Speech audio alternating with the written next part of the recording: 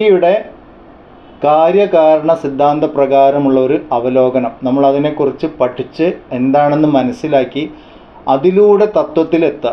അതിനാണ് പ്രക്രിയ, സാധനയാണത്. ഒരു ധ്യാനമാർഗം എന്ന് വേണമെങ്കിൽ പറയാം. മുന്നിലുള്ള അനുഭവത്തിനെ പഠിച്ച് അനുഭവത്തിൻ്റെ കാരണം കണ്ടെത്തി ആ കാരണത്തിനെ കാര്യമാക്കി അതിൻ്റെ കാരണം കണ്ടെത്തി ഇങ്ങനെ പോവാം. അപ്പോൾ അത് അങ്ങനെ മുന്നോട്ട് പോകണമെങ്കിൽ സൃഷ്ടി ഉണ്ട് എന്ന് തന്നെ സങ്കല്പിച്ചിട്ട്, എന്ന് പറഞ്ഞാൽ നമ്മളുടെ അനുഭവത്തിലുള്ള ഈ സൃഷ്ടിയെ നമ്മൾ പഠിക്കണം. അപ്പോൾ പിന്നെ അവിടെ സൃഷ്ടിയെക്കുറിച്ച് പറഞ്ഞേ പറ്റൂ. ഭാഗവതത്തിൽ വളരെ രസകരമായൊരു ഭാഗം ഉണ്ട്, തൃതീയ സ്കന്ധത്തിലാണത്, വിതുര മൈത്രേയ സംവാദം. അവിടെയാണ് ഇത് തുടങ്ങി വെക്കുന്നത്. അപ്പോൾ അവിടെ മൈത്രേയൻ പറയുന്നുണ്ട്, ഇതൊന്നും ഇല്ലെങ്കിലും ഉണ്ട് എന്നൊരു അനുഭവമുണ്ട്, അതെങ്ങനെ ഉണ്ടായി എന്ന് ഞാൻ പറഞ്ഞു തരാം. അതേ കാര്യമാണ് ഇവിടെ പറയുന്നത്. എങ്ങനെ ഇല്ലാത്തത് എങ്ങനെ ഉണ്ടായി എന്ന് തോന്നുന്നു. അപ്പം നമുക്കിങ്ങനെ ബ്രഹ്മത്തിൽ നിന്ന് സ്ഥൂലമായിട്ട് ഭൂമി തത്വം വരെ വന്നു. ഭൂമിയിൽ പിന്നെ നമ്മൾ സസ്യജാലങ്ങളുണ്ടായി എന്ന് പറഞ്ഞു. സസ്യജാലങ്ങളിൽ നിന്ന് പിന്നെ ശരീരം ഉണ്ടായി എന്ന് പറഞ്ഞു. ഈ ശരീരത്തിനെ പഠിച്ചുകൊണ്ട് പിന്നെ നമുക്ക് തിരിച്ചു പോകണം. ലളിതാ സഹസ്രനാമത്തിലും നമ്മൾ ഇങ്ങനെ ഒരു തത്വം കാണും. തത്വത്തിൽ നിന്ന് രൂപം പൂർണ്ണമായിട്ട് രൂപത്തിലേക്ക് വന്ന് പിന്നെ രൂപത്തിൽ നിന്ന് വീണ്ടും തത്വത്തിലേക്ക് പോകുന്ന ഒരു പ്രക്രിയ. അത് ലളിതാ സഹസ്രനാമത്തിലും കാണാം. അപ്പം ശരിക്കും ഇങ്ങനെയാണ് ഈശ്വര അന്വേഷണം നടക്കേണ്ടത്.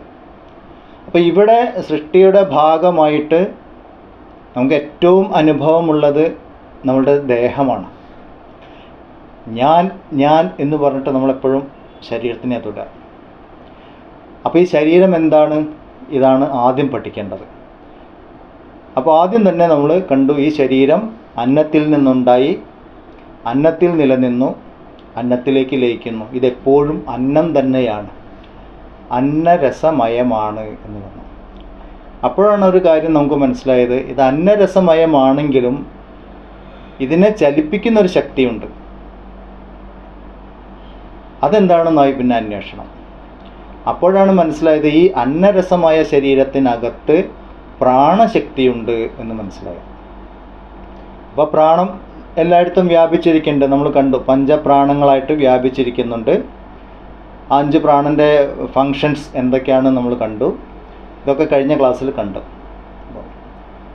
അപ്പോൾ അങ്ങനെ ഈ പ്രാണശക്തി ഇല്ലെങ്കിൽ ശരീരം ഇല്ല. അപ്പം ശരീരത്തിന്, ഈ അന്നമയ കോശത്തിനെ നമ്മൾ ശരീരമായിട്ട് വിചാരിക്കുകയാണെങ്കിൽ പ്രാണശക്തിയെ ആത്മാവായിട്ട് പറയണം.